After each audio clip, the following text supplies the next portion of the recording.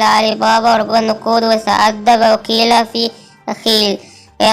ويملكون فلدا يردون أمريكان يفتقر زقت قسم في حيلة ذكية. وذلك رد علي بابا وكيل لما عاد علي بابا وكيل رغم زقت قسمه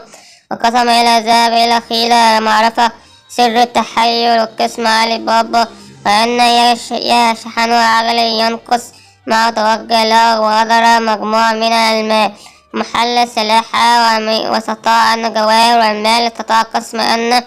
الكنز وذهب يحمل كل استطاع من نقود وجواهر ولما يشعر بها ويقول فتح الباب يا بابا فتح بدقيقة وكسر من حوالات أخرى التي لا يقول مرة رضى خروج علي بابا يبحث عن خيره وعندما اختفى لمدة لصوص للمغادرة اليوم الثاني ولما يجدوا قسم على أن لما للسود أن قسم ياخد علي بابا أن شركة في النشر وأن المراجع ذكية ضنانت لخطوط وضعت علامات مشبعة على بقية ونوع عن الضيوف بحالة تجرية وزيت والحمل 40 جزاف قد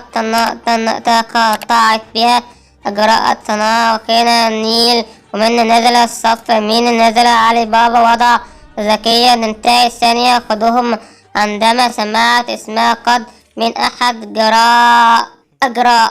وفاة جراء حتى مات اللصوص فيها خطفك فيها